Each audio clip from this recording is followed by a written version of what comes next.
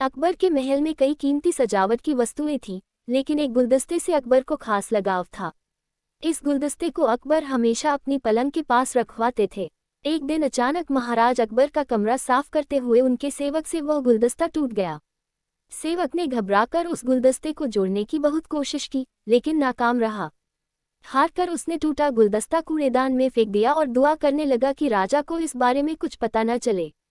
कुछ देर बाद महाराज अकबर जब महल लौटे तो उन्होंने देखा कि उनका प्रिय गुलदस्ता अपनी जगह पर नहीं है।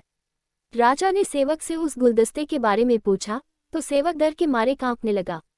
सेवक को जल्दी में कोई अच्छा बहाना नहीं सूझा तो उसने कहा कि महाराज, उस गुलदस्ते को मैं अपने घर ले गया हूँ ताकि अच्छे से साफ कर सकूं।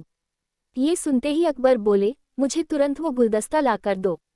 अब सेवक के पास बचने का कोई रास्ता नहीं था। सेवक ने महाराज अकबर को सच बता दिया कि वो गुलदस्ता टूट चुका है। ये सुनकर राजा आग बबूला हो गए।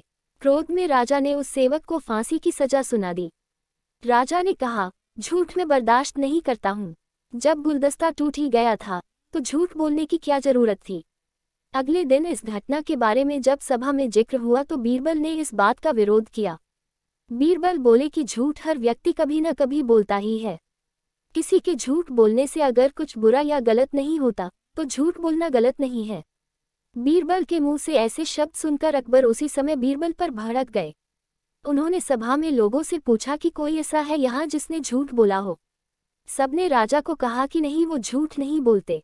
ये बात सुनते ही राजा ने बीरबल को राज्य से निकाल दिया। राज दरबार से निकलने के बाद बीरबल ने ठान ली कि वो इस बात को साबित करके रहेंगे कि हर व्यक्ति अपने जीवन में कभी न कभी झूठ बोलता है। बीरबल के दिमाग में एक तरकीब आई, जिसके बाद बीरबल सीधे सुनार के पास गए। उन्होंने जौहरी से सोने की गेहूं जैसी दिखने वाली बाली बनवाई और उसे लेकर महाराज अकबर की सभा में पहुंच गए। अकबर ने जैसे ही बीरबल को सभा में देखा तो पूछा कि अब तुम यहाँ क्यों आए हो। बीरबल बोले, जहाँ पनाह आज ऐसा चमत्कार होगा जो किसी ने कभी नहीं देखा होगा। बस आपको मेरी पूरी बात सुननी होगी।